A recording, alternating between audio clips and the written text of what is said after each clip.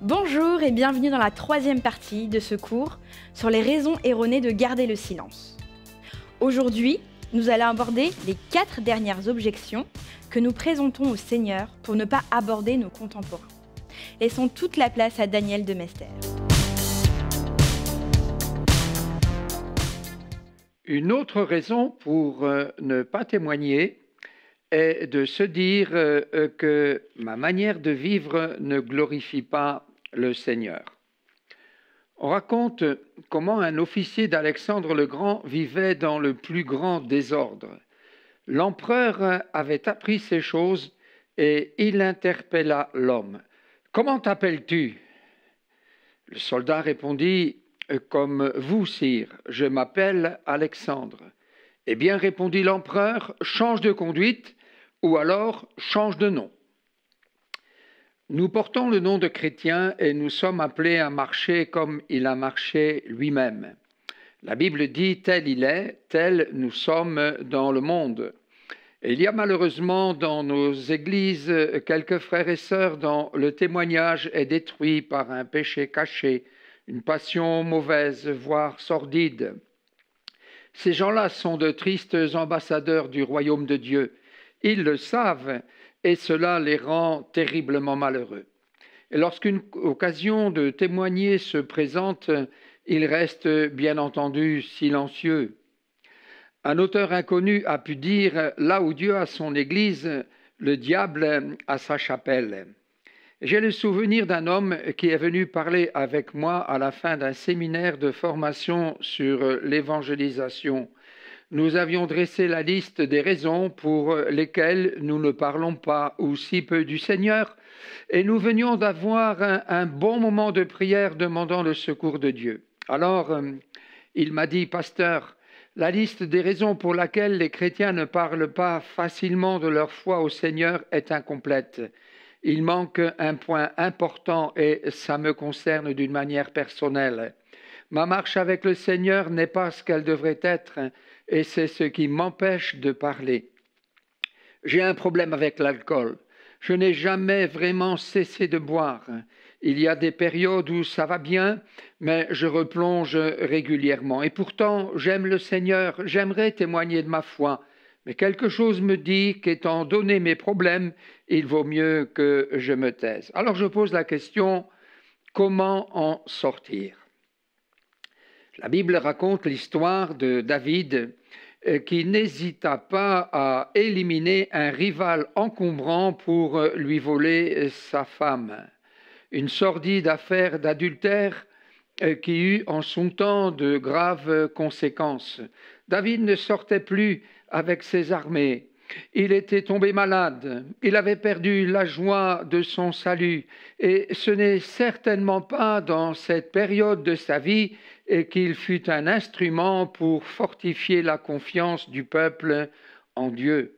Le psaume 32, au verset 4, nous dit ces paroles que je cite maintenant.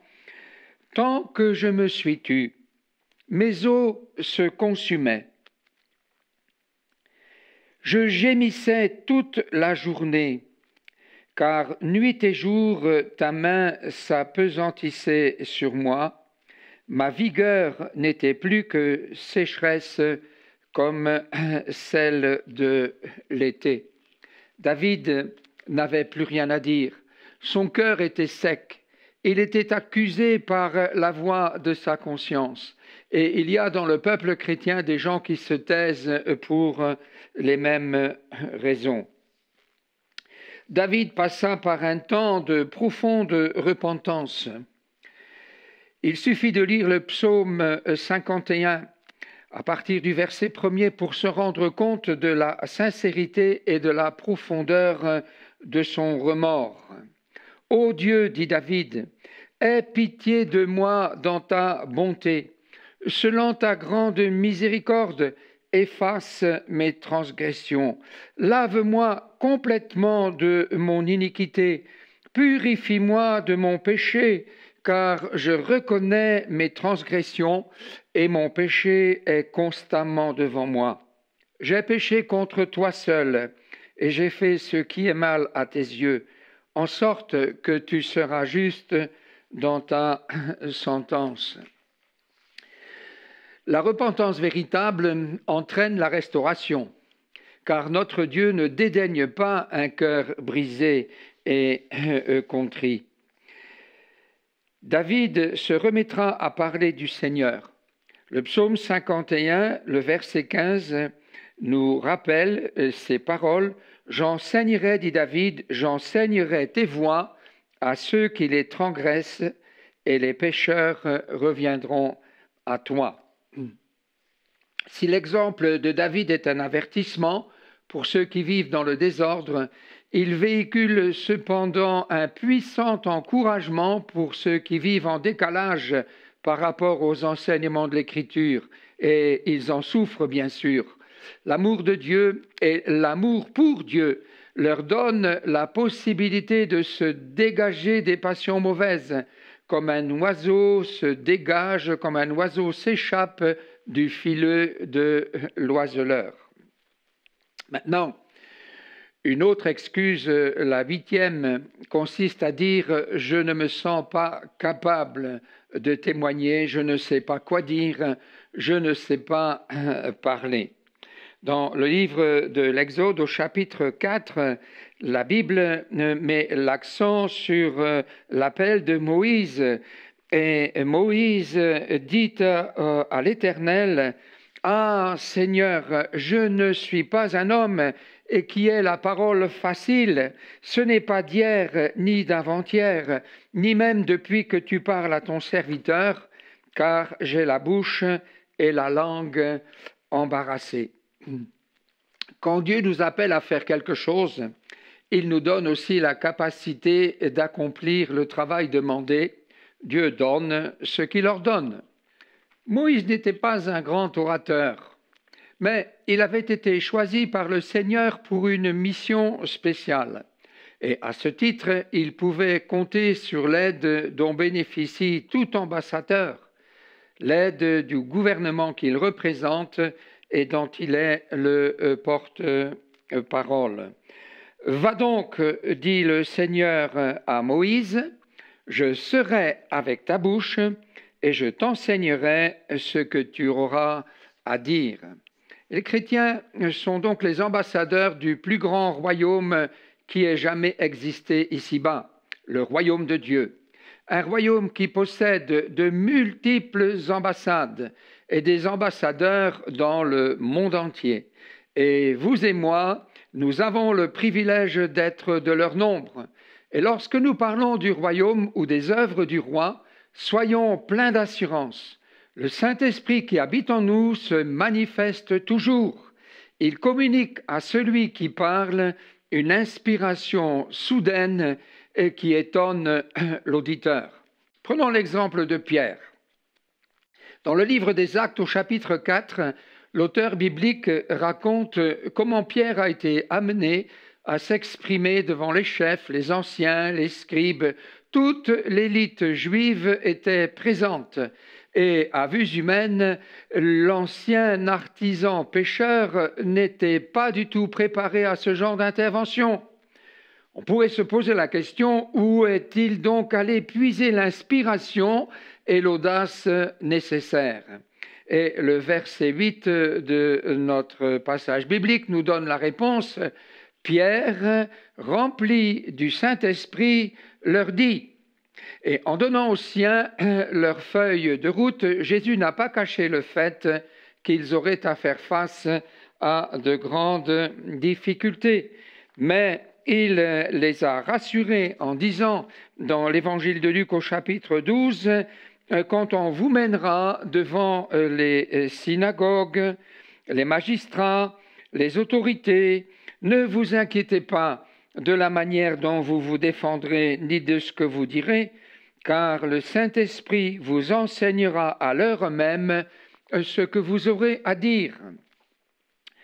Prenons encore l'exemple d'Étienne. Plein de foi, plein de puissance, Étienne faisait des prodiges et de grands miracles parmi le peuple. Il aimait partager sa foi.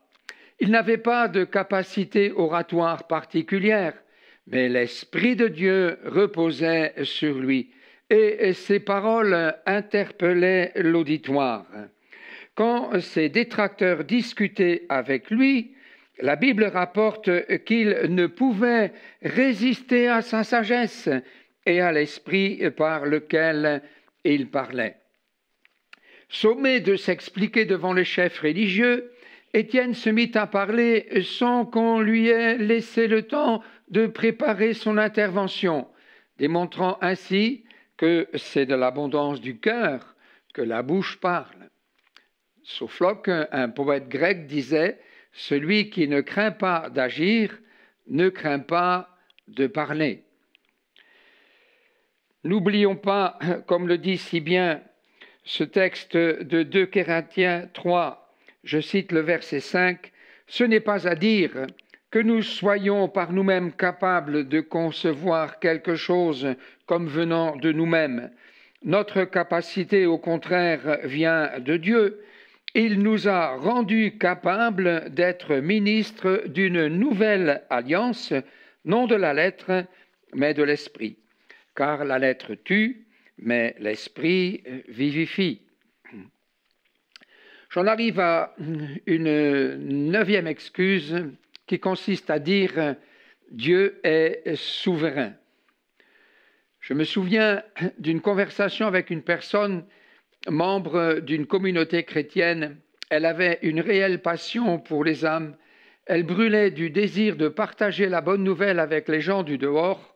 Elle ne manquait jamais une occasion de témoigner, mais un jour, les anciens de l'église qu'elle fréquentait l'ont convoquée au conseil.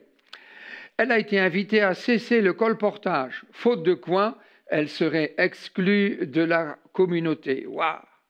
On lui a laissé entendre que Dieu était tout-puissant et qu'il n'avait pas besoin de son entremise pour amener une âme au salut. Dieu est souverain, disait-il. Incroyable, mais vrai. Pourtant, nombre de chrétiens pensent la même chose. Ils disent avec raison, selon 1 Chronique 29, verset 12, que c'est de lui, le Seigneur, que viennent la richesse et la gloire, que c'est lui qui domine sur toute chose, et que c'est dans sa main que sont la force et la puissance, et que sa main qui a le pouvoir de tout agrandir et de tout affermir. Mais il ne faut pas que les textes de la parole de Dieu qui parlent de la souveraineté divine deviennent prétexte à ne rien entreprendre. Si Dieu a le pouvoir d'agrandir et d'affermir, il a aussi le pouvoir de déléguer, et ce qu'il a fait tout au long de l'histoire.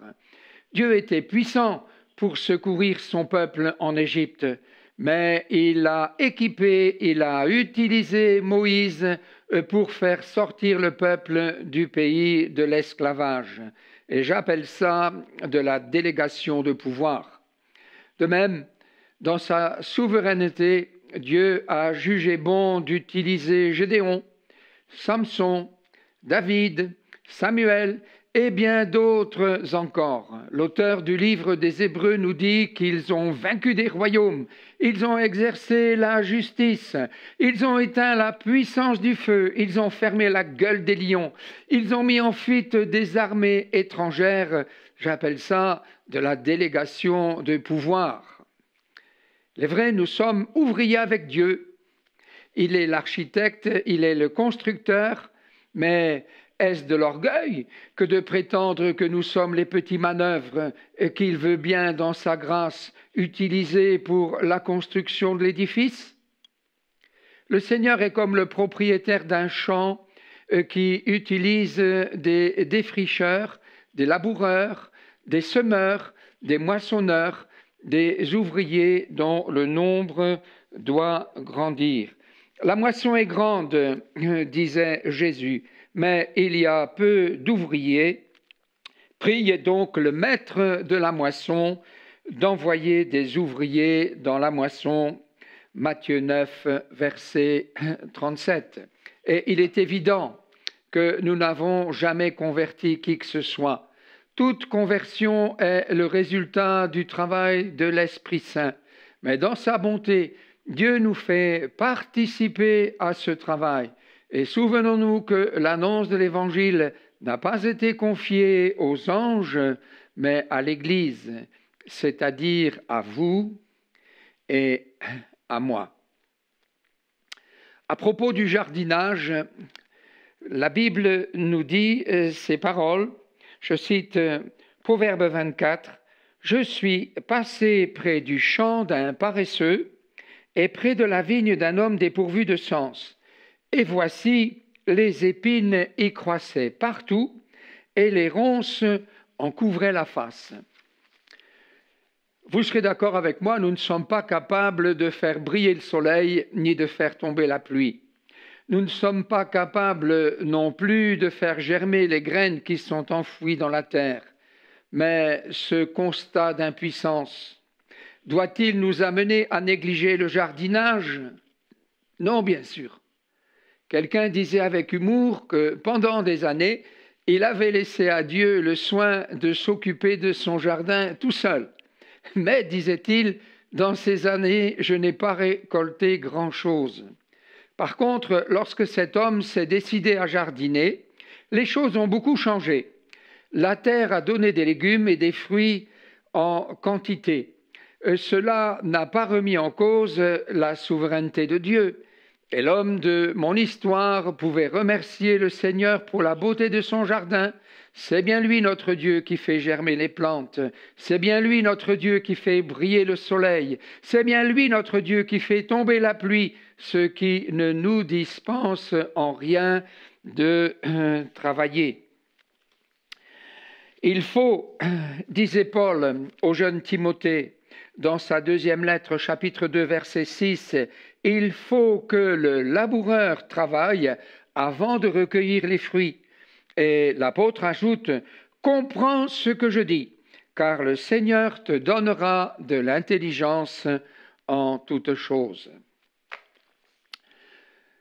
La dernière excuse à laquelle je pense, c'est la 10e, consiste à dire « je suis indifférent à ces choses ». Ça nous ramène à Judas, qui est allé rendre aux pharisiens les 30 pièces d'argent, salaire de sa trahison, et qui a dit « j'ai péché en livrant le sang innocent ». Et les chefs religieux ont répondu « que nous importe ? Cela te regarde, c'est ton affaire ». Ils étaient complètement indifférents au remords de celui qui leur avait facilité l'arrestation de Jésus dans le jardin de Gethsémani. Nous sommes environnés d'une foule de gens qui sont indifférents les uns envers les autres.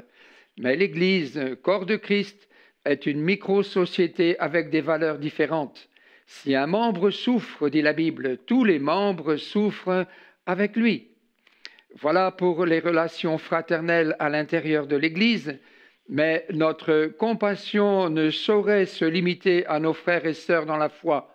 Ceux du dehors sont aussi des créatures que Dieu aime.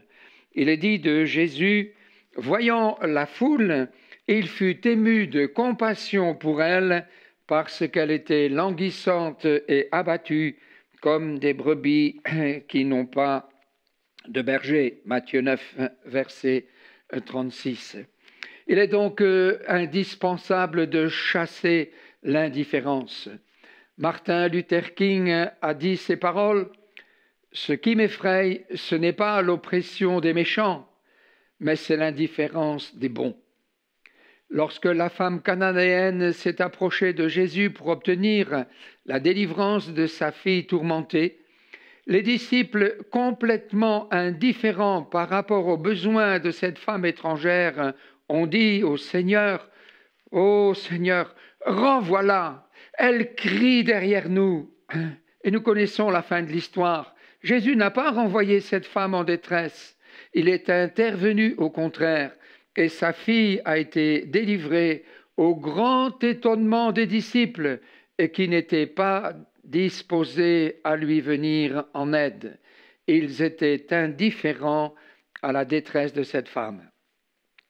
La compassion implique un chagrin que l'on éprouve pour les épreuves des autres. Elle s'accompagne d'un désir de les aider, un désir de les secourir. Il s'agit là d'une vertu qui n'est pas à la mode dans un monde d'indifférence. Mais si la compassion est absente autour de nous, qu'elle ne soit jamais absente de nos églises et de nos cœurs. L'évangile de Luc au chapitre 9, je cite le verset 12 et 13, l'évangile de Luc nous raconte que dans une certaine occasion, les disciples demandèrent à Jésus de renvoyer la foule nombreuse qui s'était assemblée pour entendre son enseignement. L'heure était tardive et les 12 hommes avaient le désir de se reposer.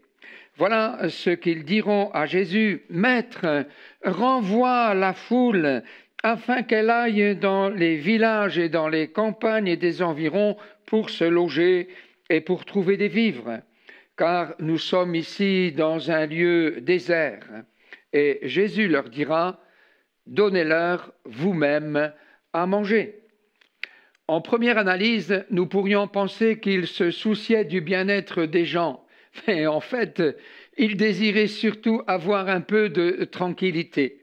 Et lorsque Jésus leur répond que les gens n'ont pas besoin de s'en aller et qu'il est de leur responsabilité de les nourrir, le Seigneur, en fait, a pour objectif de les sortir, de les faire sortir de leur indifférence et de les entraîner dans d'autres dispositions de cœur.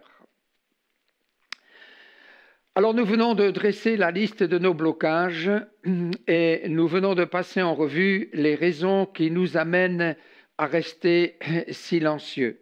Il se pourrait d'ailleurs que la liste soit encore incomplète et que l'Esprit de Dieu mette l'accent sur un point particulier qui n'a pas été abordé jusque maintenant.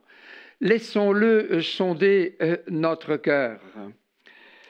Approchons-nous, dira l'auteur de l'Épître aux Hébreux, approchons-nous avec assurance du trône de la grâce, afin d'obtenir miséricorde et de trouver grâce pour être secourus dans nos besoins.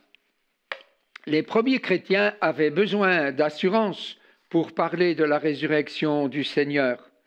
Ils ont présenté le besoin à Dieu tous ensemble dans la prière. « Seigneur, ont-ils dit, donne à tes serviteurs d'annoncer ta parole avec une pleine assurance en étendant ta main. » Cela nous amène à lui parler au Seigneur, à lui parler de nos besoins.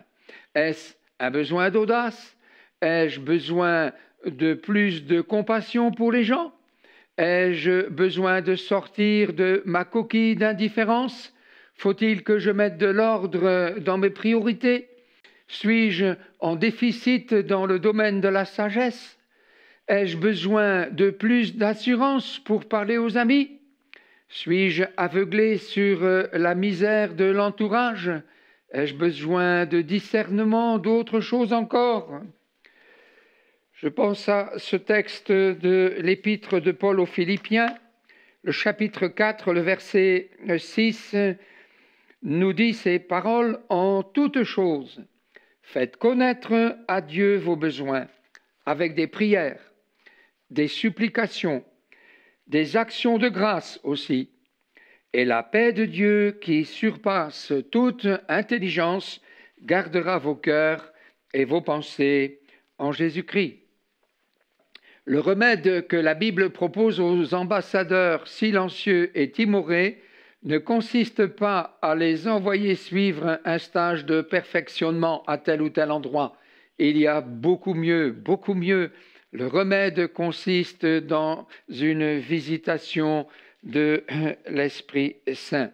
C'est l'esprit de sagesse, c'est l'esprit de connaissance, c'est aussi l'esprit d'amour que nous retrouvons dans le livre des Actes au chapitre 4, verset 31.